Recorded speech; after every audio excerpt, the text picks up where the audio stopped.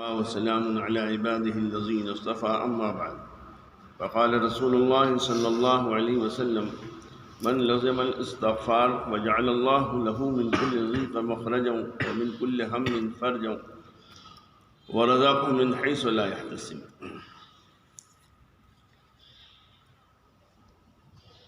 جب حافظ شیرازی اللہ کی محبت سے مست ہوتا ہے تو کاؤس کے سلطنوں کو خاطر میں بھی نہیں لاتا اور ایران کی سلطنتوں کو ایک جو کے عوض میں خریدنے کے لیے تیار نہیں.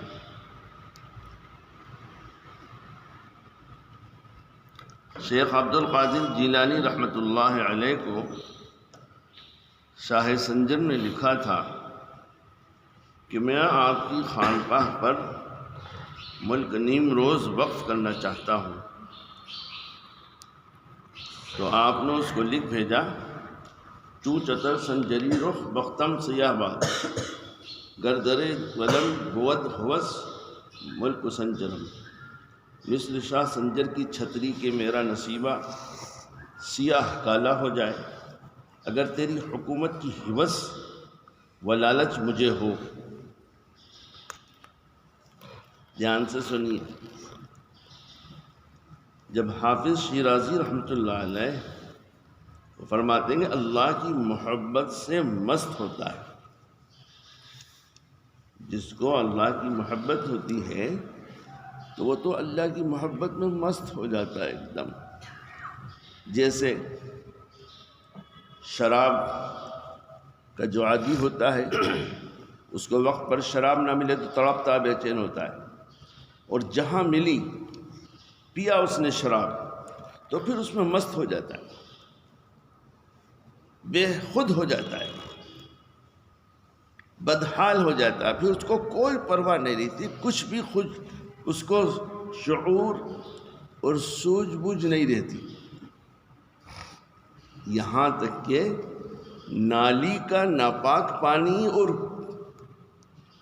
ٹنکی کا پاک پانی اس نشے میں دونوں اس کے لیے یکساں برابر ہوتے ہیں کیونکہ وہ اس میں مست ہو گیا. ایسے میرے پیارے عزیزوں، یہ تو گندی چیز کا نشہ میں مست ہوا. اللہ جو رب کائنات ہے، جس نے مجھے آپ کو پورے عالم کو وجود بخشا اور ساری کائنات کے نظام کو چلا رہا ہے، جس بندے کو اللہ کی محبت نصیب ہو جائے، جس بندے کو اللہ کی محبت نصیب ہو جائے، وہ بندہ اللہ کی محبت میں مست ہوتا ہے. اس پر بھی عجیب کیفیات ہوتی ہیں جو عام آدمی نہیں سمجھ سکتا. عام آدمی نہیں سمجھتا. اللہ کی محبت کا جو نشہ ہے، جی حقیقی نشہ وہی ہے. میرے پیاروں، اس وقت تو مجھے آپ کو دنیا کا نشہ ہے، مال و دولت والے کو مال و دولت کا نشہ ہے، جوانی کا نشہ ہے، دھندے بزنس کا نشہ ہے، جوانوں کو جوانی کا نشہ ہے، نہ جانے کائے کے نشے ہیں. لیکن اگر نہیں ہے تو اللہ کی محبت کا نشہ نہیں، اللہ کی محبت کا نشہ نہیں. اللہ کی محبت کا جب نشہ ہوتا ہے تو پھر آدمی سب کو بھول جاتا ہے، سب کو بھول جاتا ہے. جیسے گزشتہ ہفتے مجلس میں نے حضرت حافظ عبدالستار رحمۃ اللہ علیہ شیخ طریقت تھے، ان کا مناجات کے 2 کش بند پڑھے تھے. میں نے اس میں کہا تھا، انہوں نے جو فرمایا، اللہ اللہ بندے کر لے اس قدر، اللہ اللہ بندے کر لے اس قدر، اللہ اللہ باقی رہ جائے، باقی جائے سب مر، سب فنا ہو جائے، سب مر، اللہ باقی رہ جائے. پھر فرمایا پاس بانی بندے کر لے دل کی اس قدر، پاس بانی دل کی کر لے بندہ اس قدر، ماں سوا حق کے نہ آئے کچھ نظر۔ اپنے دل کی اتنی نگرانی کر، جیسے 2-4 لاکھ کما کر کے باہر سے اپنے گھر کو آتا ہے، اپنے وطن کو آتا ہے تو چوکنا رہتا ہے، چوکنا رہتا ہے، نیند نہیں آتی، سوتا نہیں ہے جی، ہر وقت دھیان رکھتا ہے کہیں پیسے چوری نہ ہو جائے، کوئی جیب نہ کاٹ دے، کوئی چرا نہ لے، چوکنا رہتا ہے۔ کتنا چوکنا رہتا ہے؟ اس سے بھی زیادہ مجھے، آپ کو، ہر مسلمان کو چوکنا رہنے کی ضرورت ہے۔ اس کو حضرت شیخ طریقت فرما رہے ہیں، پاس بانی کر لے بندے دل کی اس قدر، اپنے دل کی چوکیداری، نگرانی، ایک پل جھپکنے کے برابر بھی اپنے دل سے غافل مت ہو۔ پل جھپکنے میں کتنی دیر لگی؟ 1 سیکنڈ۔ اتنی دیر کے لیے اپنے دل سے بے خبر، لاپرواہ مت ہو جا، بے فکر مت ہو جا، اس کو مت بھول جا۔ پاس بانی کر لے بندے اس قدر، ماں سوا حق کے نہ آئے کچھ نظر۔ اتنی دل کی نگرانی کر لے، اتنی دل کی نگرانی کر لے کہ اس دل میں اللہ سما جائے، اس دل میں اللہ سما جائے، اللہ آ جائے، اللہ اپنا مسکن اور ٹھکانہ، اپنی تجلی گاہ اللہ اس دل کو بنا لے، تو پھر اللہ کے علاوہ کوئی چیز نظر نہیں آئے گی، اللہ کے علاوہ کوئی چیز نظر نہیں آئے گی۔ دیکھو ابھی آپ نے سنا نا، شیخ عبد القادر جیلانی رحمۃ اللہ علیہ سے سنجر کے بادشاہ نے کہا کہ میں چاہتا ہوں کہ آدھا ملک آپ کی خانقاہ کے خرچ کے لیے دے دوں، تو کہا میرا اعمال نامہ سیاہ ہو جائے اگر میں تیرا یہ قبول کر لوں، لے لوں، کیوں دل بس میں اللہ بس گیا تھا نا، ماں سوا حق کے نہ آئے کچھ نظر، بس حق ہی نظر آتا ہے، اس لیے کائے کو کسی سے ہاتھ پھیلائیں، کائے کو کسی سے سوال لیں کچھ۔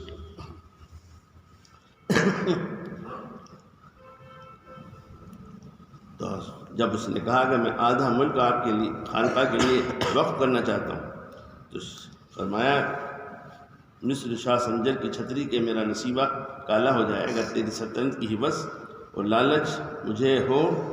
اور فرماتے ہیں زاگا کہ یافتم خبر از ملک نیم شب، جب سے مجھے آدھی رات کی سلطنت مل گئی ہے، جب سے مجھے آدھی رات کی سلطنت حکومت مل گئی ہے، یعنی اللہ کی عبادت اور تہجد کا سجدہ نصیب ہو گیا ہے، اللہ کی عبادت اور تہجد کا سجدہ نصیب ہو گیا ہے۔ جیسا کہ مولانا رومی فرماتے ہیں، ایک سجدے کی لذت اگر مل جائے تو مثل ابراہیم بن ادھم کہ تم بھی حکومت چھوڑ دو گے۔ سبحان ربی الاعلی میں اللہ، سبحان ربی الاعلی میں اللہ تعالیٰ نے یا لگوا دیا، ربی یا بنا ہوا ہے،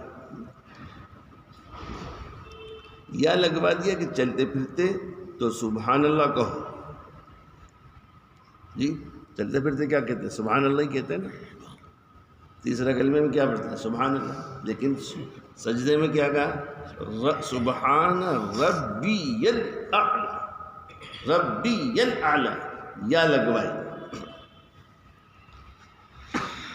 چلتے پھرتے سبحان اللہ کہو، لیکن سجدے میں چونکہ انتہائی قرب ہے، نماز میں اب بندہ سجدے کی حالت میں اللہ سے سب سے زیادہ قریب ہوتا ہے، اور علیہ قدمی الرحمن تمہارا سر ہے، لہٰذا اب اپنا رشتہ ظاہر کرو کہ ہم تمہارے کیا لگتے ہیں، اللہ کہو کہ آپ میرے رب ہیں۔ سبحان اللہ، کیا اللہ کا پیار ہے جی، اللہ کا کیا پیار ہے۔ کہ بندے تو سجدے میں تو نے سر ٹیک دیا تو تیرے پورے جسم کے اندر سب سے اعلیٰ اشرف چیز سر ہے، آدمی سر نہیں جھکاتا کسی کے آگے، گردن کٹا دیتا ہے۔ کہا تو نے اشرف المخلوقات میں سے ہو کر کے اور پورے جسم میں جو اشرف سر تھا اس کو تو نے میرے حضور میں ٹیک دیا، زمین پہ رکھ کے رگڑ رہا ہے اپنے ماتھے کو، جی اتنا تو قریب ہو گیا، تو اب بتا میں تیرا کون ہوں، میں تیرا کون لگتا ہوں؟ تو کہا یا لگوایا ربی الاعلی، آپ میرے رب ہیں۔ خدا کرے کہ میں بھی اور آپ بھی ہر نماز کا پڑھنے والا اس کی گہرائی کو سمجھ لے، تو قسم وحدہ لا شریک کی میں مسجد میں آپ سے عرض کر رہا ہوں، وہ سرور، وہ لذت اور مزہ آئے گا سجدے میں کہ اس کو اٹھنے کا جی نہیں جائے گا، سجدے سے سر اٹھانے کا جی نہیں جائے گا، وہ سرور اور لذت اس کو آئے گی۔ سبحان ربی الاعلی، پاک ہے میرا رب جو سب سے اعلیٰ ہے۔ کیا بھائی مفتی صاحب یہ ترجمہ ہوا؟ سبحان ربی الاعلی، پاک ہے میرا رب، جی چونکہ ربی کا لفظ آیا نا اس نے کہا میرا رب، اگر ربی نہ ہوتا تو پاک ہے رب، یہ سبحان اللہ، اللہ پاک ہے، والحمدللہ تمام تعریف اس کے لیے، لیکن سجدے میں چونکہ قریب ہو رہا اللہ سے تو اللہ کہتے ہیں تو میرے سے جو تیرا تعلق ہے نا ذرا اس کو سوچ، اس کو تصور کر، اس کا استحضار کر کہ تیرا میرا ناطہ کیا ہے، جی تیرا میرا ناطہ اور رشتہ اور تعلق کیا ہے، ذرا سوچ اس کو، جیسے ماتھا تو نے جو ہے زمین پر ٹیک دیا ہے، تو کہا سبحان ربی الاعلی۔ اسی لیے نبی کریم صلی اللہ علیہ وسلم نے فرمایا کہ چونکہ حالت سجدہ میں بندہ اللہ سے سب سے قریب ہوتا ہے، اب یہ ایک سجدہ اس نے کیا اور اٹھ کے بیٹھا، اللہ اکبر، ایک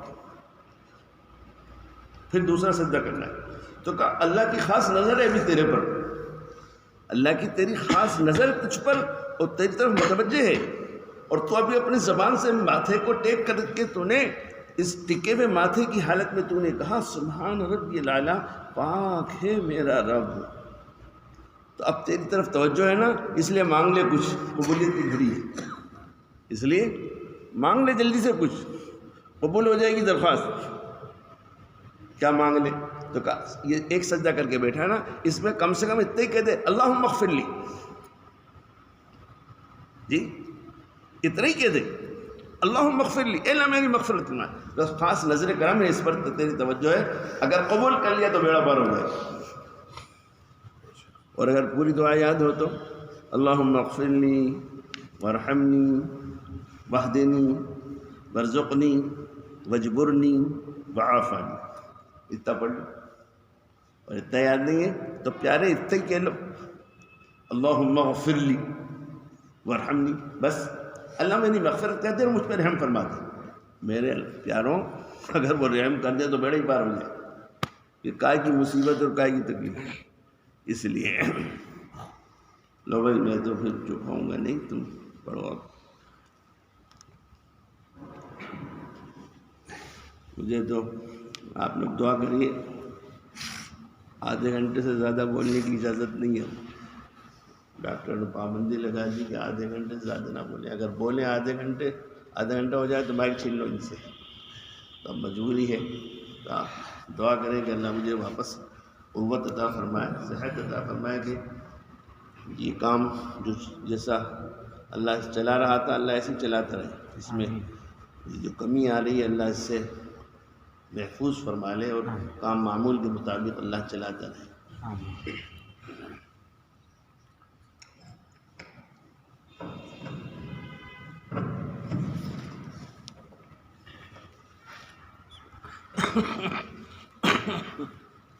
حضرت مولانا شاہ فضل الرحمن صاحب گنج مراد آبادی نے حضرت تھانوی رحمۃ اللہ علیہ سے فرمایا تھا کہ میاں اشرف علی جب میں سجدہ کرتا ہوں تو مجھے اتنا مزہ آتا ہے کہ جیسے اللہ تعالیٰ نے میرا پیار لے لیا، اور جب تلاوت کرتا ہوں تو اتنا مزہ خدا مجھے دیتا ہے کہ تمہیں اگر وہ مزہ مل جائے تو کپڑے پھاڑ کر جنگل میں بھاگ جاؤ، اور فرمایا کہ جنت میں جب میرے پاس حوریں آئیں گی تو میں ان سے کہوں گا کہ بھی اگر قرآن سننا ہو تو بیٹھو ورنہ اپنا راستہ لو۔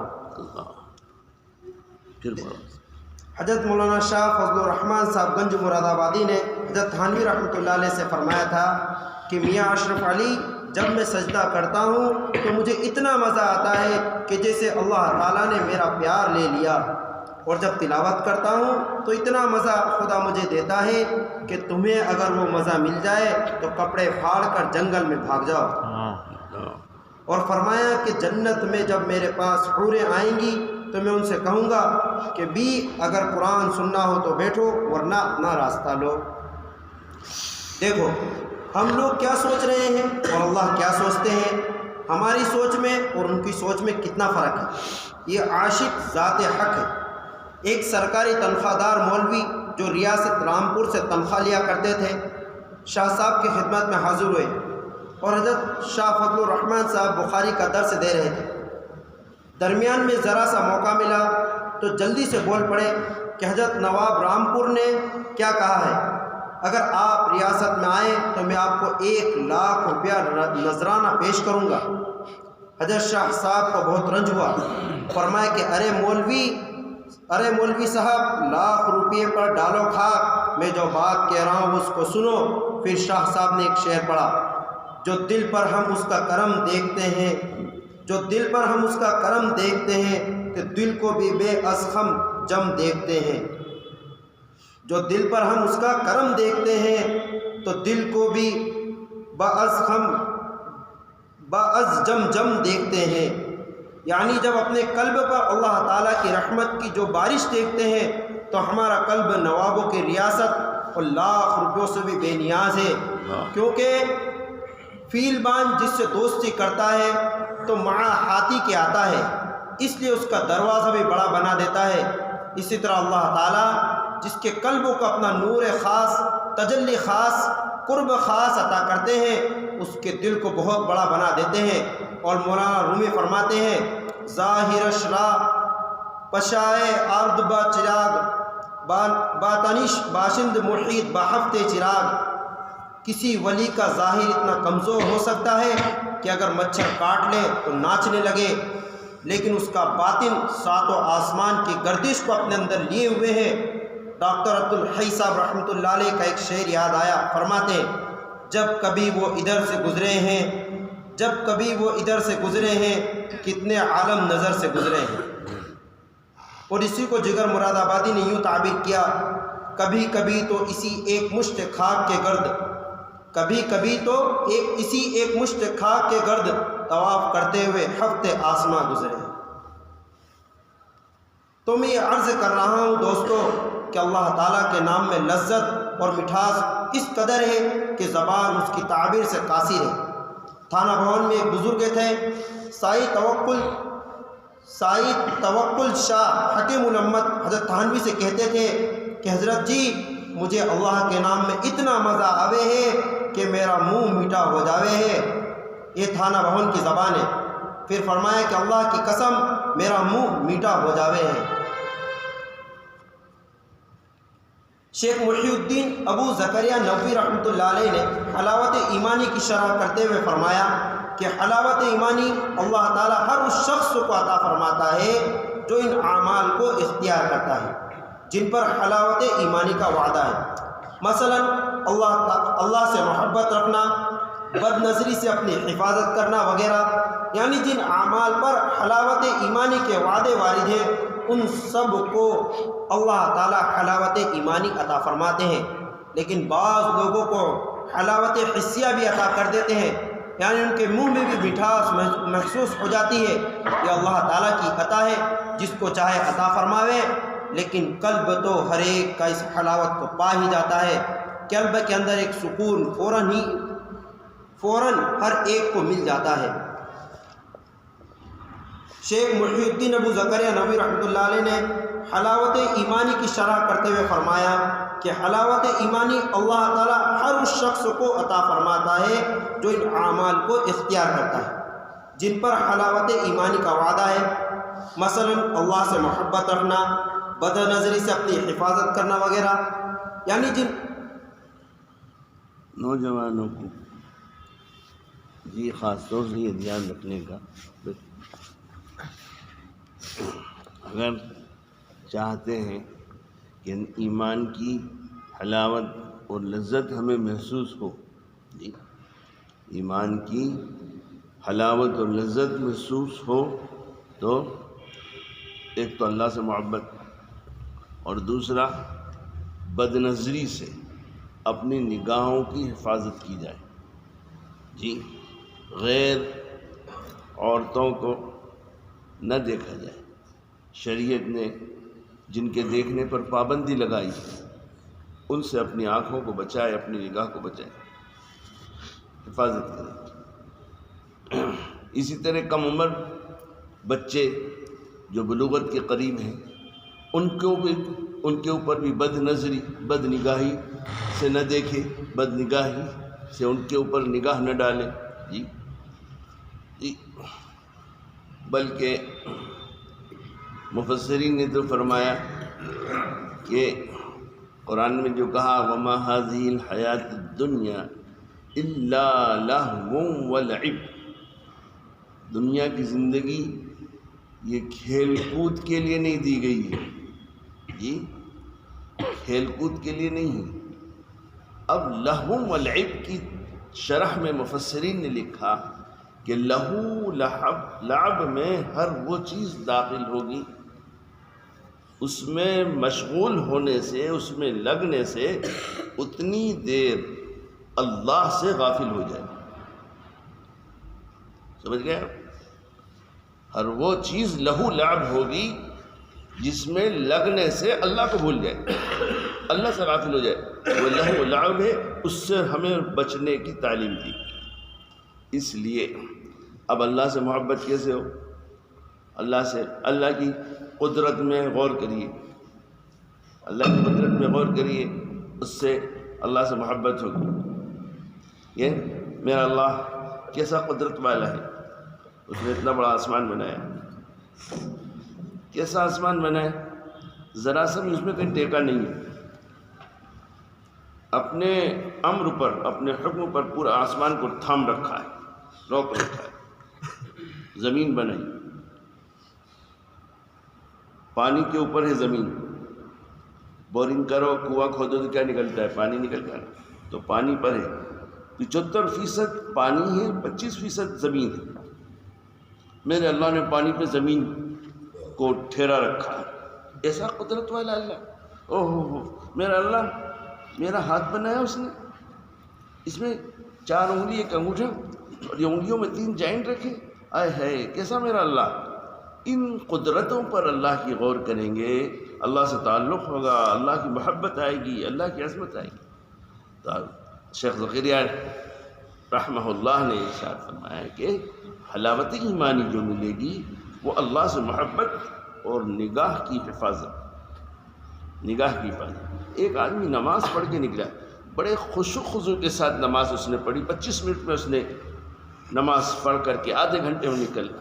لیکن باہر نکلتے ہی اگر کسی غیر محرم پر، غیر عورت پر نگاہ، غیر مرد پر، جوان بچے پر نگاہ ڈال دی، وہ جو نماز کے اندر جو آیا تھا، جی نماز کے اندر جو آیا تھا نور، کیفیت، وہ ایک نگاہ نے سب پہ جھاڑو پھیر دی، صاف خلاص.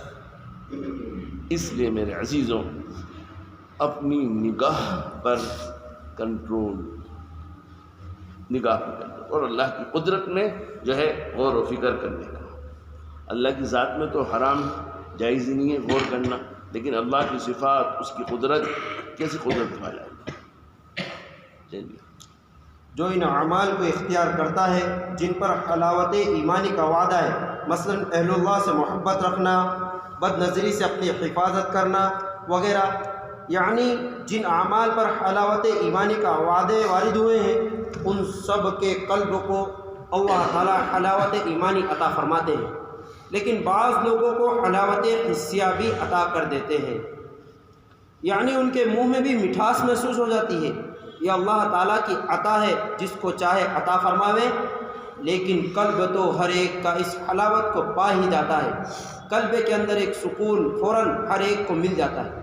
تو میرے دوستوں اور عزیزوں، میں یہ عرض کر رہا ہوں کہ ظاہر کے عیش کی جتنی فکر ہے اس سے زیادہ ہمیں اپنے قلب کو باخدا بنانے کی فکر ہونی چاہیے.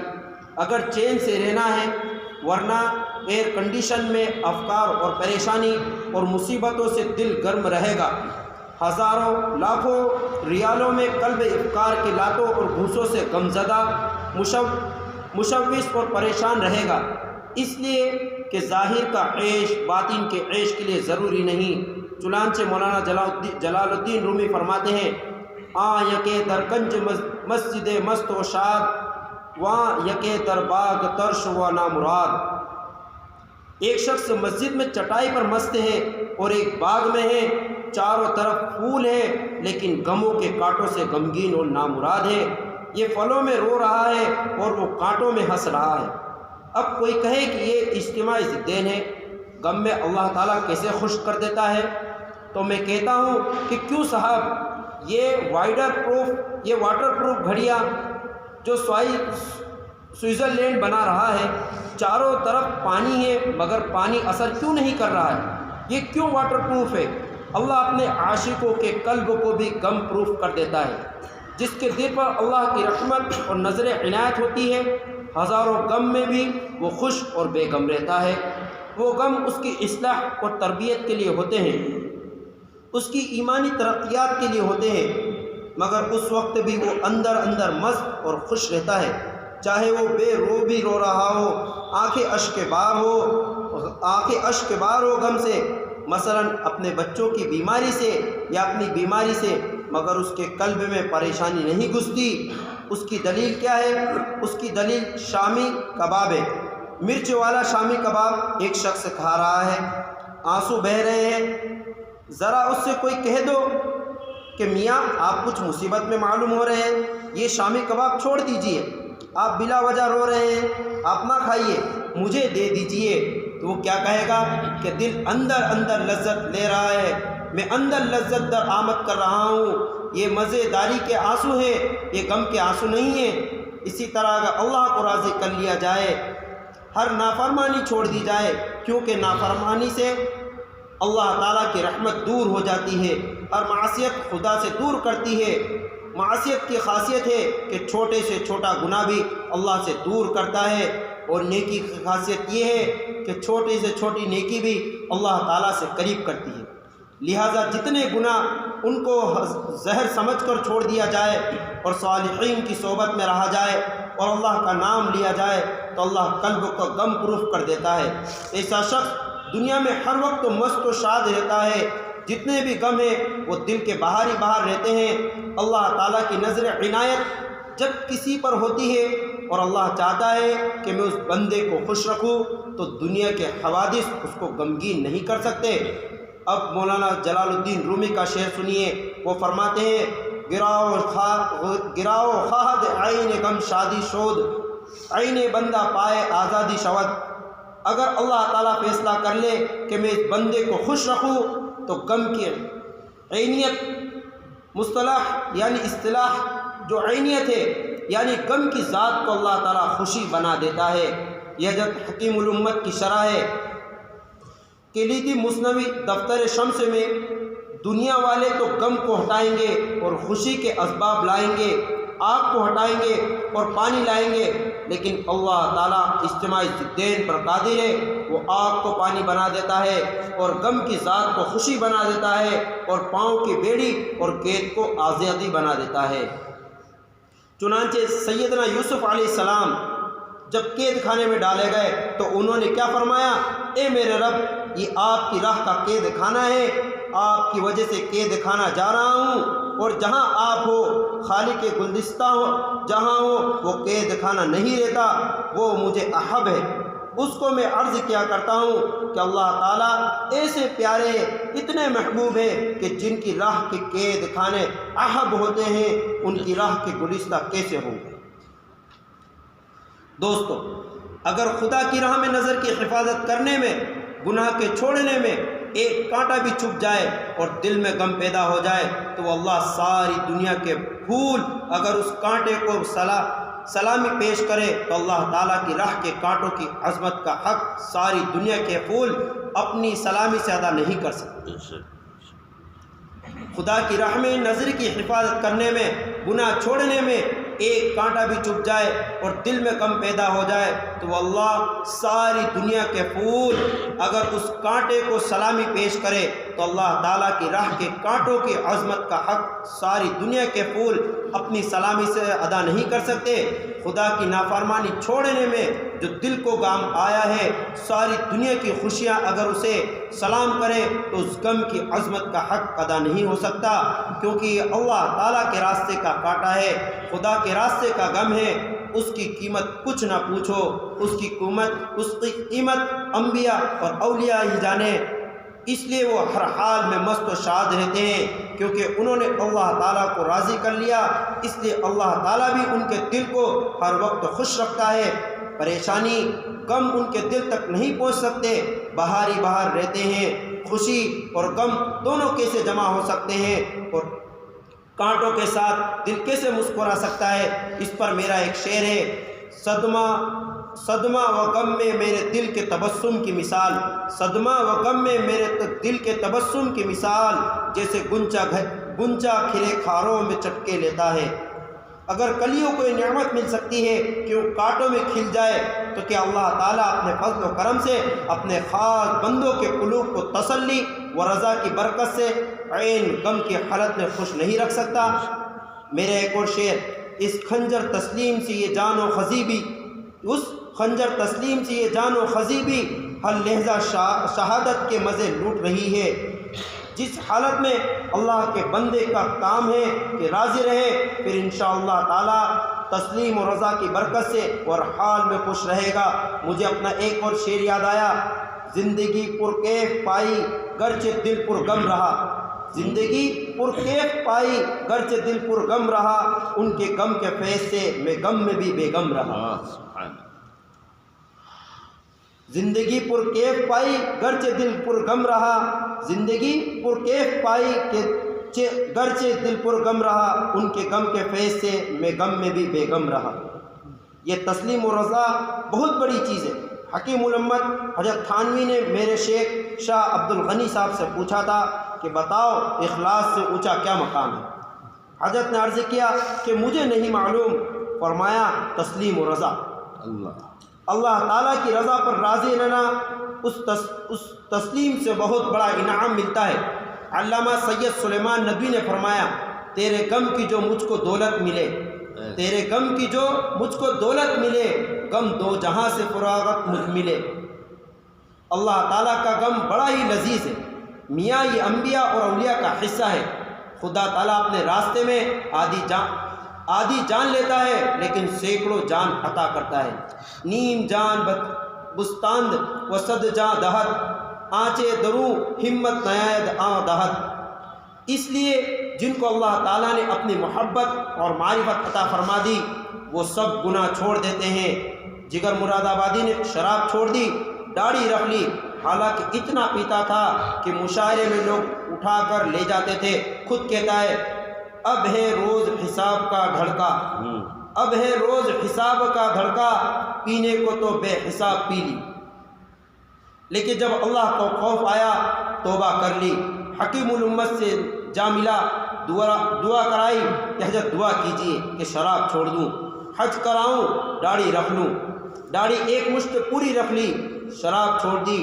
ڈاکٹروں کے بورڈ نے کہا کہ شراب نہ پی تو مر جاؤ گے، کہا کہ مر تو جاؤں گا لیکن اگر شراب پیتا رہا تو کب تک زندہ رہوں گا۔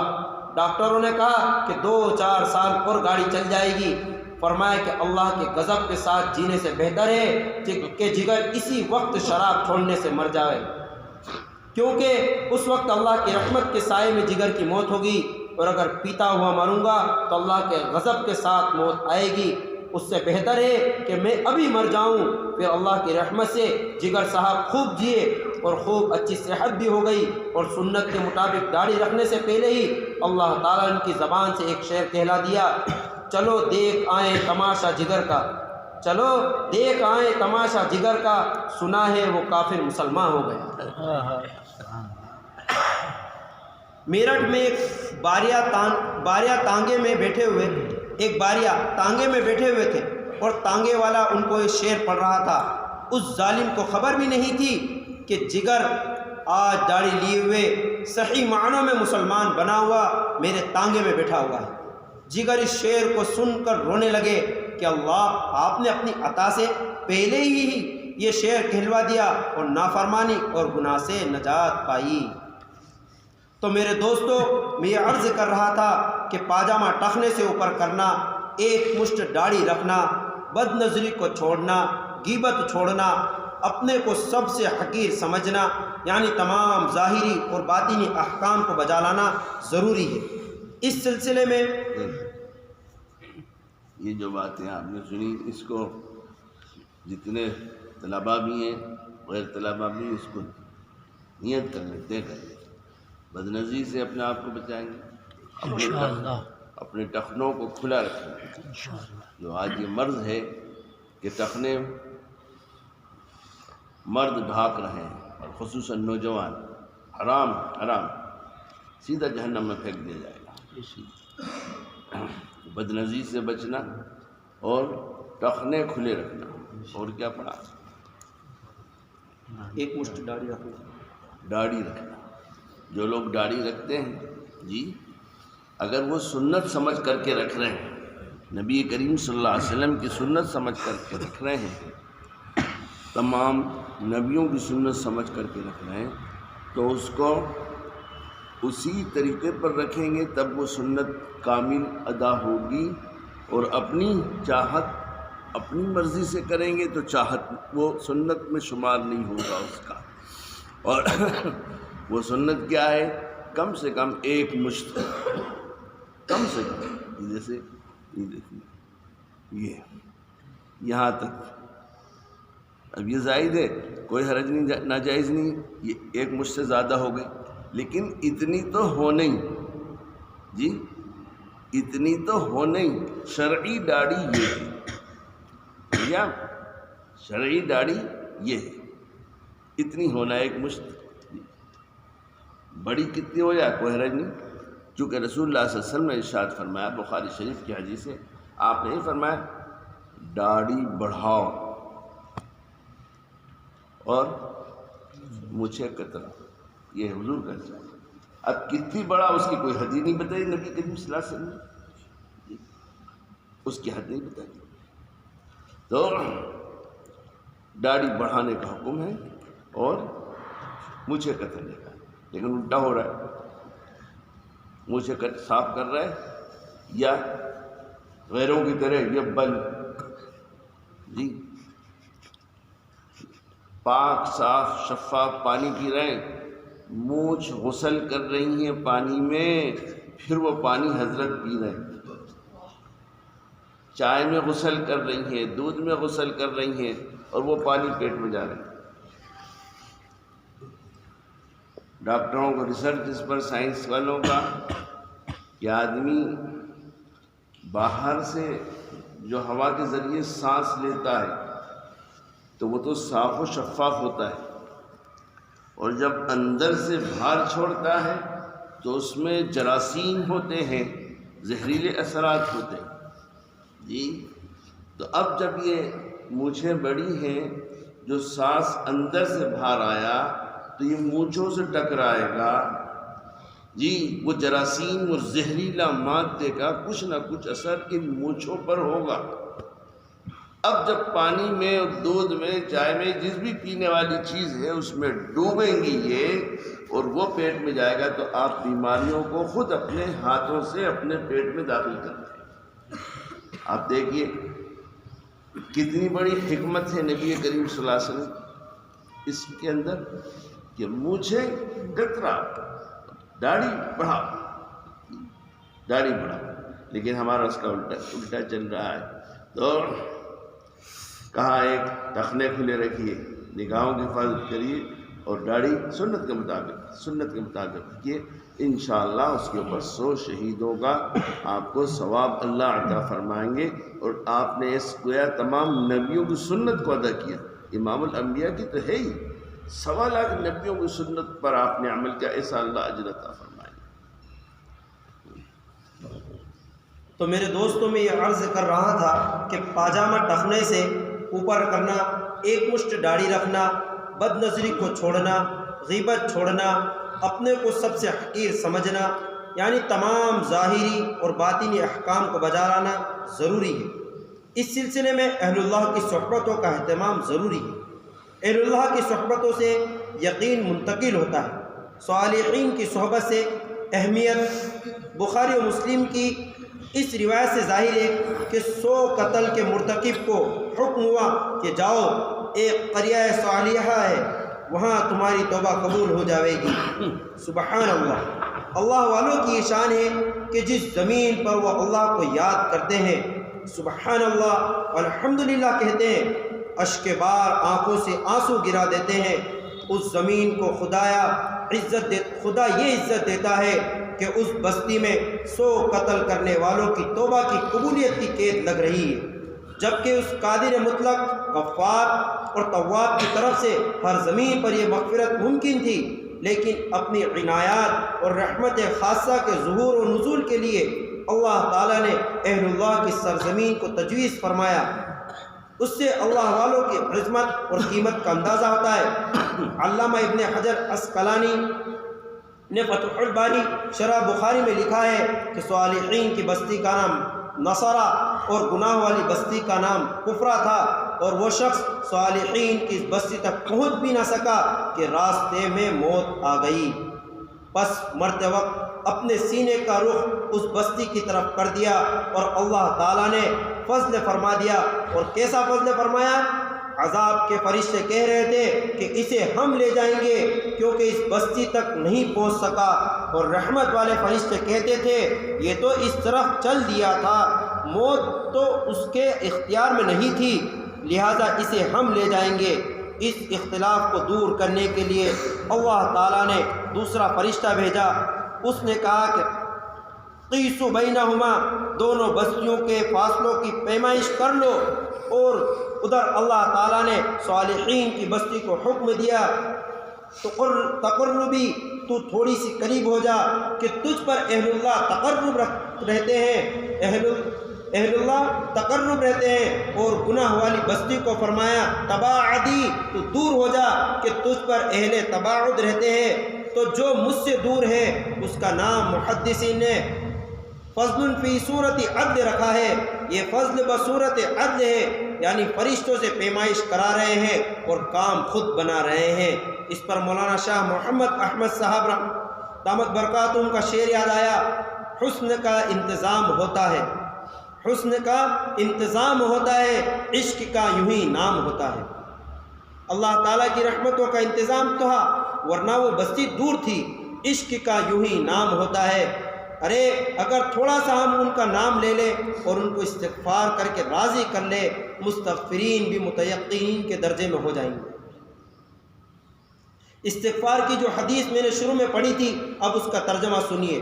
سرور عالم صلی اللہ علیہ وسلم فرماتے ہیں کہ جس نے استغفار کو لازم کر لیا، لزوم بمعنی کثرت کے ہیں، یعنی جو شخص کثرت سے استغفار کرتا ہے، اس کی شرائط کے ساتھ جس کی 2 شرطیں بیان ہو گئی، ایک یہ کہ اس معصیت سے الگ ہو جائے، اور دوم یہ کہ اس گناہ پر قلب میں ندامت پیدا ہو جائے، اور تیسری شرط قبولیت توبہ کی محدثین نے یہ لکھی ہے کہ ان یعزم غرما حازما اللہ یعود الی مثلها ابدا، پکا عزم کر لے کہ اے خدا اب آئندہ کبھی یہ گناہ نہیں کروں گا۔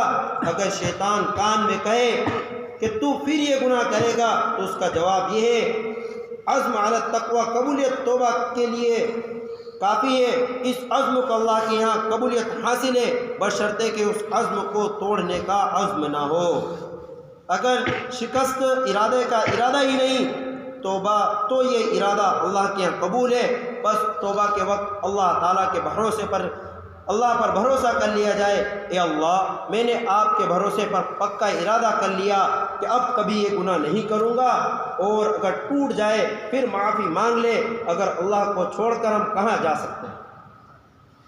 حضرت خواجہ عزیز و حسن مجذوب رحمۃ اللہ علیہ فرماتے ہیں، نہ چت کر سکے نفس کے پہلوان کو، نہ چت کر سکے نفس کے پہلوان کو، تو یوں ہاتھ پاؤں بھی ڈھیلے نہ ڈالے۔ ارے اس سے کشتی تو ہے عمر بھر کی، ارے اس سے کشتی تو ہے عمر بھر کی، کبھی وہ دبا لے کبھی تو دبا لے۔ جو ناکام ہوتا رہے عمر بھر بھی پھر بھی، جو ناکام ہوتا رہے عمر بھر بھی، بہرحال کوشش تو عاشق نہ چھوڑے۔ یہ رشتہ محبت کا قائم ہی رکھے، یہ رشتہ محبت کا قائم ہی رکھے، جو 100 بار ٹوٹے تو 100 بار جڑے۔ گناہ تو نہ چھوڑا، اللہ کو چھوڑ دیا۔ ارے اللہ سے تعلق توڑ کر کہاں ٹھکانا ہے؟ کیا کوئی دوسرا خدا ہے؟ نہ پوچھے سوا نیک کاروں کے گر تو، نہ پوچھے سوا نیک کاروں کے گر تو، کدھر جائے بندہ گناہ گار تیرا۔ دوستو، گناہ گاروں کو بھی اللہ وہی ہے اور نیکوں کا بھی وہی ہے۔ اللہ کو چھوڑ کر ہم کہاں جائیں گے؟ اور کوئی ٹھکانہ بھی تو نہیں ہے۔ توبہ و استغفار کا اہتمام نہایت ضروری ہے۔ شیطان ایسے وقت دل میں شرمندگی ڈالتا ہے، غلط حیا ڈالتا ہے، کہتا ہے تم کس منہ سے توبہ کرتے ہو؟ تمہیں شرم بھی نہیں آتی؟ روزانہ پھر وہی حرکت کرتے ہو جس سے توبہ کرتے ہو۔ یہ شرم ہی نہیں ہے۔ حقیقت حیا کیا ہے؟ محدث اعظم ملا علی قاری رحمۃ اللہ علیہ مرکات شرح مشکات میں لکھتے ہیں، تیرا مولا تجھے اپنی منع کی ہوئی حالت میں نہ پائے، اپنی نافرمانی کی حالت میں۔ خدا ہمیں دن رات دیکھ رہا ہے اور ہم بڑے حیادار بنتے ہیں۔ توبہ کرتے ہوئے حیا آتی ہے اور گناہ کرتے ہوئے حیا نہیں آتی۔ یہ کتنا بڑا شیطانی دھوکہ ہے۔ حالانکہ اصلی حیا یہ ہے کہ آدمی نافرمانی سے رک جائے، گناہ کرتے ہوئے شرم آئے۔ بعض لوگ غالب کے شعر پر عمل کرتے ہیں، کعبہ کس منہ سے جاؤ گے غالب، کعبہ کس منہ سے جاؤ گے غالب، شرم تم کو مگر نہیں آتی۔ اگر اس شعر پر عمل کرتے تو آج اہل ایمان کعبہ سے محروم ہو جاتے۔ لہذا یہ شعر واجب الاصلاح تھا۔ حضرت مولانا شاہ محمد احمد صاحب جو شاہ فضل الرحمن صاحب گنج مراد آبادی رحمۃ اللہ علیہ کے سلسلے کے خلیفہ ہیں، انہوں نے فرمایا اختر میاں میں نے شعر کی اصلاح کر دی، ورنہ غالب کا یہ شعر اللہ کی رحمت سے نا امید کر کے کعبہ سے محروم کر دیتا۔ میں نے عرض کیا کہ حضرت سنا دیجئے کیا اصلاح فرمائی؟ فرمایا کہ یہ اصلاح کر دی ہے، میں اسی منہ سے کعبہ جاؤں گا، میں اسی منہ سے کعبہ جاؤں گا، شرم کو خاک میں ملاؤں گا، ان کو رو رو کے میں مناؤں گا، ان کو رو رو کے میں مناؤں گا، اپنی بگڑی کو یوں بناؤں گا۔ اللہ اللہ، دیکھو اللہ والوں کے شعر میں اور دنیا داروں کے شعر میں کتنا فرق ہوتا ہے۔ اگر مچھلی کو 10 دفعہ شکار کر لو لیکن اس کے کان میں کہو کہ کیا پانی میں جائے گی یا حیا کرے گی، تو وہ کیا کہے گی؟ گرچہ در خشکی ہزارہ رنگا است، مہایا را بابست جنگا است۔ اے شکاریوں، اگرچہ تم نے خشکی میں ہزاروں رنگیاں پیدا کر دی ہے، مرنڈا بھی ہے، شامی کباب بھی ہے، بریانی بھی ہے، لیکن یہ سب ہمارے لیے موت ہے۔ گرچہ در خشکی ہزارہ رنگا دست، مہیا را باپیوست جنگا است۔ یہ باپیوست ہمارے لیے مفید نہیں، ہمیں پانی میں ڈال دو، وہاں کے طوفان بھی ہمارے لیے مفید ہے۔ مومن کے لیے اللہ تعالیٰ کی رضامندی کے ساتھ کچھ خیر ہے، برکت ہے، جس حالت میں بھی خدا رکھے، اور اگر اللہ ناراض ہے لاکھوں اسباب عیش میں اس کی روح مثل ماہی بے آپ کے بے چین رہے گی۔ سرور عالم صلی اللہ علیہ وسلم فرماتے ہیں من لزم الاستغفار، جو شخص کثرت سے استغفار کرتا رہتا ہے یعنی اللہ تعالیٰ کو راضی کرتا رہتا ہے، گناہ سے جو تعلق ٹوٹ گیا، رو کر گڑ گڑا کر الحا کر کے اشک بار آنکھوں سے اللہ کے ساتھ اپنا تعلق بندگی کا جوڑتا رہتا ہے، اس کو کیا انعامات ملیں گے اس کا بیان آ رہا ہے۔ لیکن دوستو پہلے ان آنسوؤں کی قیمت سنو۔ مشکات کی روایت ہے ما من عبد مؤمن یخرج من عینہ دموع وان کان مثل رأس الذباب من خشیۃ اللہ ثم یصیب شیئا من حر وجہہ الا حر من اللہ علی النار۔ حضور اکرم صلی اللہ علیہ وسلم ارشاد فرماتے ہیں کسی مومن بندے کی آنکھوں سے آنسو ندامت کے اور اللہ کے خوف سے نکل آئیں، اگرچہ وہ مکھی کے سر کے برابر ہو، تو اس چہرے پر اللہ تعالیٰ جہنم کی آگ حرام فرما دیتے ہیں۔ حضور اکرم صلی اللہ علیہ وسلم ارشاد فرماتے ہیں، کسی مومن بندے کی آنکھوں سے آنسو ندامت کے اور اللہ کے خوف سے نکل آئے، اگرچہ وہ مکھی کے سر کے برابر ہے، تو اس چہرے پر اللہ تعالیٰ جہنم کی آگ حرام فرما دیتے ہیں۔ میں نے اپنے شیخ عبد الغنی صاحب پھول پوری کو دیکھا، ہمیشہ اپنے آنسو چہرے پر مل لیتے تھے اور فرماتے تھے، میں نے حکیم الامت حضرت مولانا شاہ اشرف علی تھانوی رحمۃ اللہ علیہ کو دیکھا ہے، ہمیشہ آنسو کو اسی طرح چہرے پر مل لیتے تھے۔ پھر میں نے ایک صحابی کی روایت دیکھی کہ میں یہ آنسو چہرے پر اس لیے ملتا ہوں کہ میرے آقا صلی اللہ علیہ وسلم نے فرمایا، یہ آنسو جہاں لگ جاتے ہیں دوزخ کی آگ حرام ہو جاتی ہے۔ حضرت تھانوی علیہ الرحمہ نے فرمایا، اس پر ایک علمی اشکال یہ ہوتا ہے، اگر چہرے پر آنسو مل لیے تو چہرہ تو جنت میں چلا جائے گا، لیکن باقی جسم کا کیا ہوگا؟ پھر حضرت نے اس کو سمجھانے کے لیے ایک واقعہ بیان کیا کہ بادشاہ عالمگیر رحمۃ اللہ علیہ کے زمانے میں کسی ریاست کا ایک راجہ تھا، وہ مر گیا۔ اس کے لڑکے جو چچا وغیرہ تھے وہ اس کی ریاست پر قبضہ کرنا چاہتے تھے اور اس کو محروم کرنا چاہتے تھے۔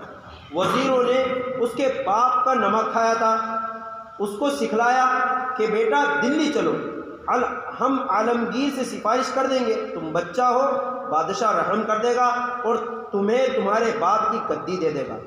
اور دو وزیر اس کو راستے بھر پڑھاتے رہے کہ بادشاہ یہ پوچھے تو یہ کہنا اور یہ پوچھے تو یہ کہنا۔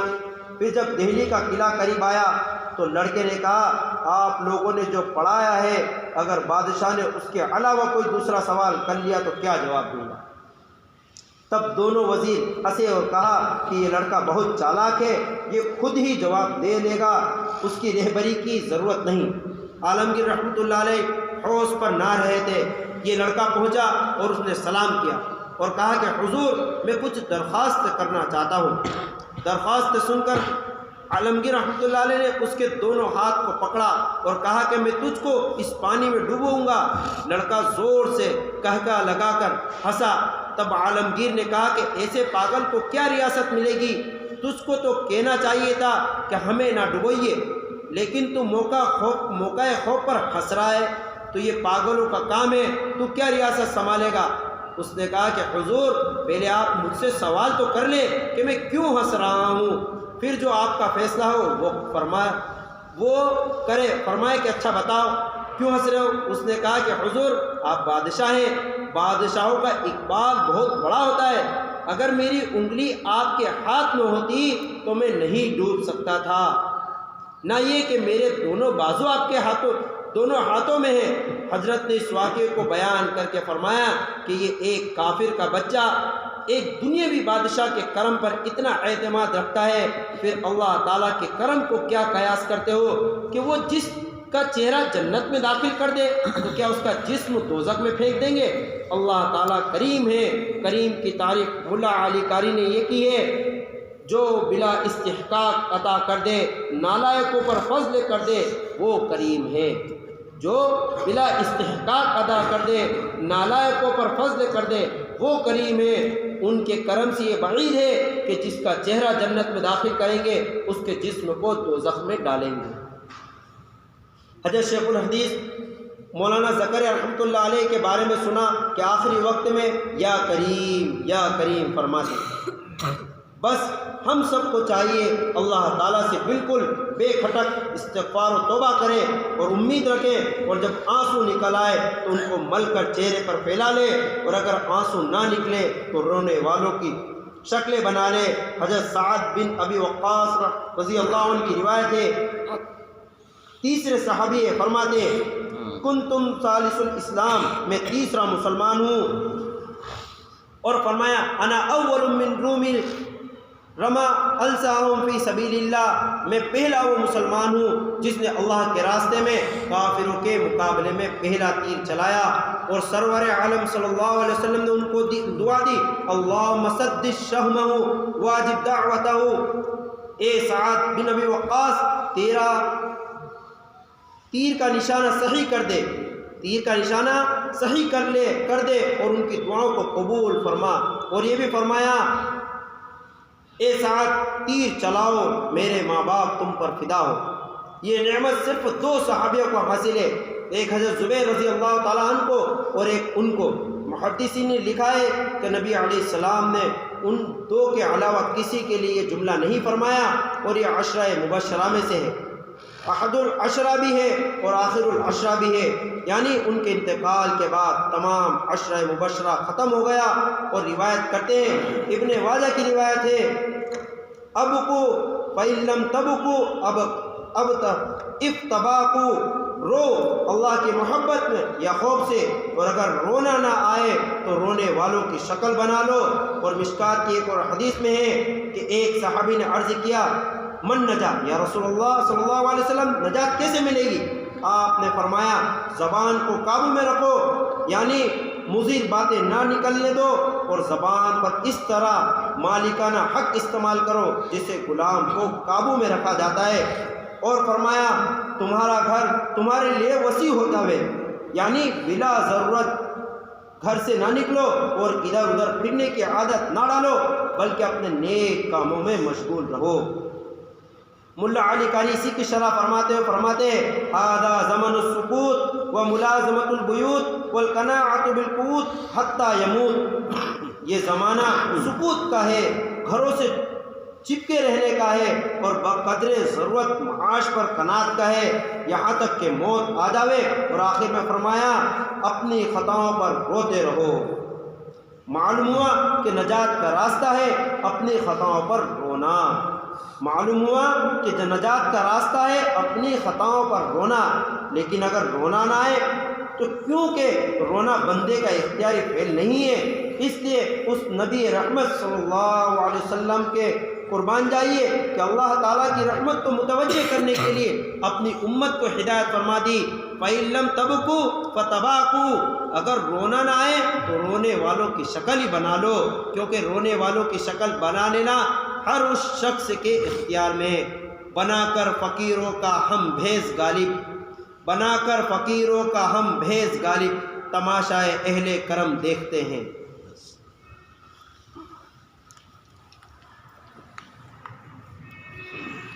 بس بھائی چند چیزیں جو پوری مجلس کا نچوڑ ہے، ایک بد نگاہی سے اپنی آنکھوں کی حفاظت، دوسرا داڑھی سنت کے مطابق رکھنا، جھوٹ سے غیبت سے اپنے آپ کو بچانا۔ ہم لوگ اس اصلاحی مجلس میں ہیں، اس مجلس کا نام ہی اصلاحی مجلس ہے، یہاں ہم آئیں اور یہاں سے کچھ لے کر کے جائیں، اپنی عملی زندگی کے اندر اپنے عملوں کی ہر مجلس کے اختتام پر ہم لے کر جائیں، اور پورے ہفتے میں اپنے عملوں میں کچھ نہ کچھ اصلاح ضرور ہو۔ میں یہ نہیں کہتا کہ سارے ہی عملوں میں اور پوری زندگی میں بیک وقت اصلاح کر لیجیے، نہیں، یہ تو اللہ چاہے تو کوئی مشکل مسئلہ نہیں، لیکن بظاہر محال ہے۔ لیکن کم سے کم اتنا تو ہم کر سکتے ہیں کہ ہر ہفتے کی مجلس میں جو باتیں ہم سنتے ہیں تو ان میں سے سب باتیں اگر نہیں تو 2-4 باتیں تو آپ اپنی زندگی میں، اللہ مجھے بھی ہمت اور توفیق عنایت فرمائے، آپ کو بھی عطا فرمائے کہ ہم 2-4 باتوں میں 2-4 عملوں میں تو اپنی اصلاح کر ہی ڈالیں۔ ہر ہفتے کی مجلس کے اختتام پر ہم یہاں سے جائیں اور اپنے 2-4 عملوں کی اصلاح اگر کرتے رہے تو انشاءاللہ امید ہے کہ موت تک بہت کچھ اللہ میرے آپ کے عملوں کی اصلاح فرما دیں گے۔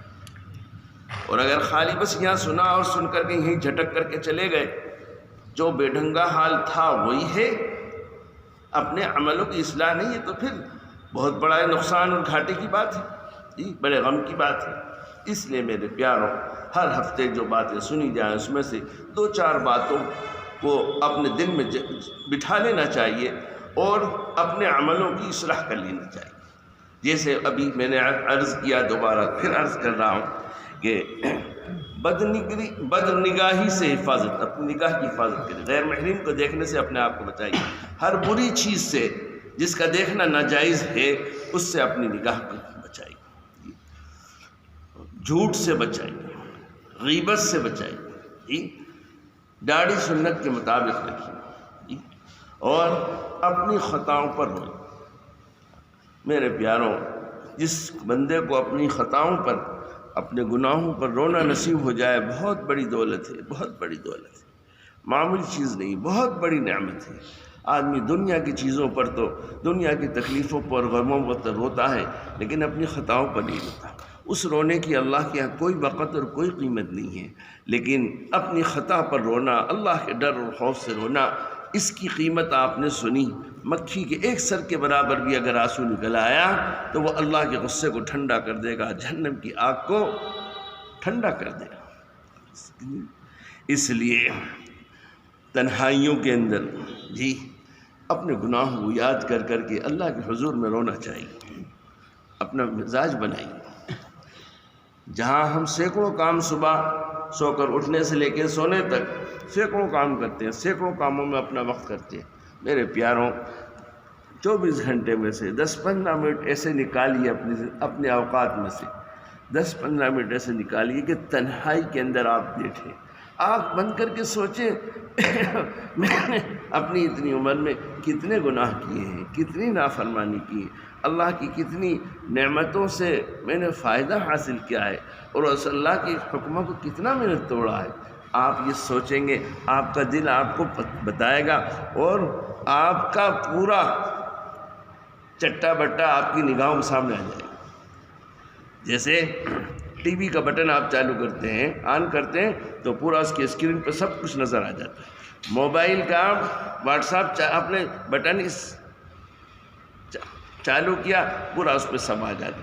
ایسے ہی اگر آپ خلوص کے ساتھ، دیانتداری کے ساتھ آنکھ بند کر کے تنہائی میں بیٹھ کر آپ غور کریں گے، میں نے اپنی اتنی عمر ہو گئی، اس میں کیا کیا میں نے کھوٹے کام کیے ہیں، اللہ کے حکم کو توڑا، پورا نقشہ آپ کے سامنے آ جائے، پوری کارگزاری سامنے آ جائے۔ پھر اس پر میرا کیا بنے گا، میرا کیا بنے گا؟ جب چور پکڑ لیا جاتا ہے، گرفتار ہو جاتا ہے تو روتا ہے اور سوچتا اب ہلاکت اور بربادی کے سوا کچھ نہیں ہے۔ بس جب یہ اپنے گناہوں کا پورا نقشہ اور منظر سامنے آ جائے، بس اب میرا کیا ہوگا، میں تو ایسا مجرم ہوں کہ کہیں بچ کے جا ہی نہیں سکتا، کہاں جاؤں؟ پھر اللہ سے اس وقت استغفار کریں، توبہ کریں، معافی مانگیں، گرم گرم آنسو بہائیں۔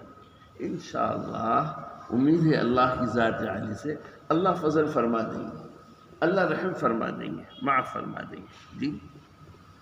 اس لیے میری طرف دیکھیے، آنے والے تو آئیں گے،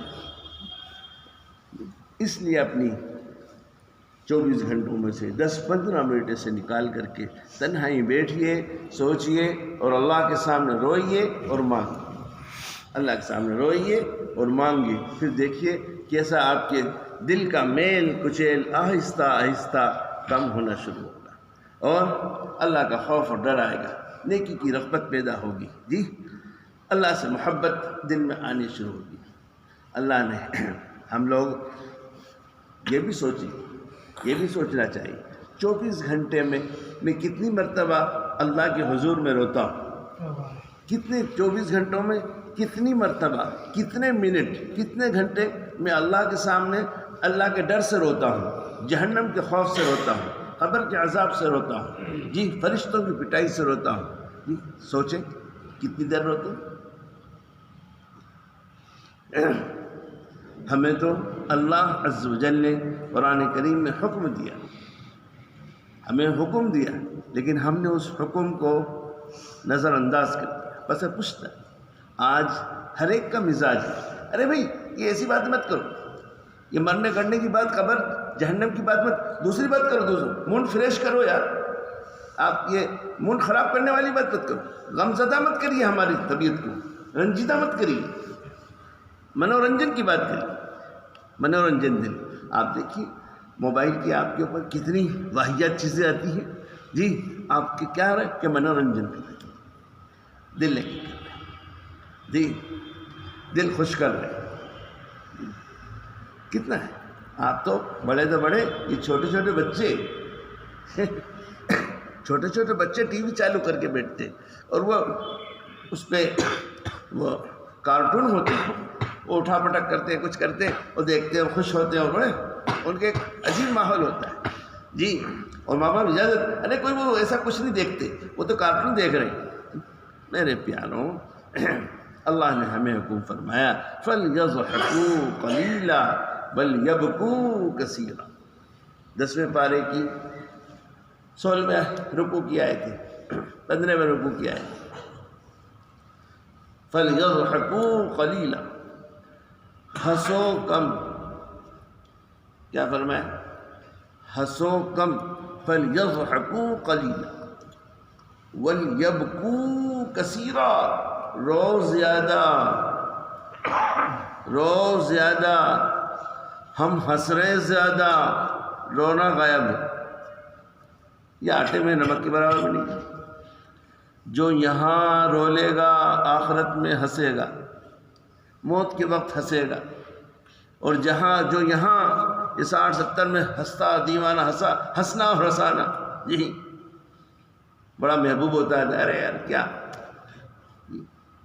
تو موت کے وقت سے ہی رونا چالو ہو جائے گا. اللہ حفاظت فرمائے میری آپ کی سے.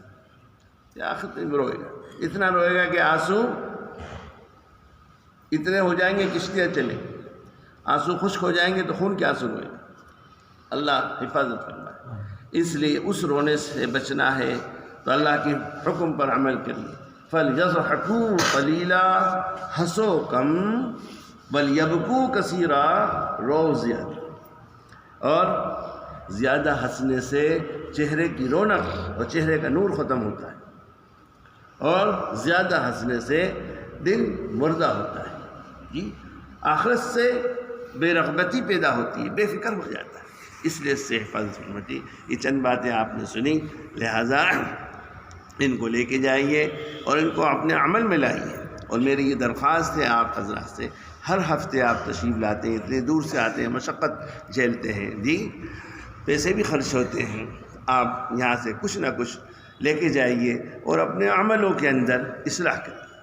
بلکہ میں تو سمجھوں شاید دوسروں کو، بعض مرتبہ دوسروں کو ترغیب اور شوق دلانے کے لیے اپنے کسی عمل کا اظہار کر دینا بھی چاہیے.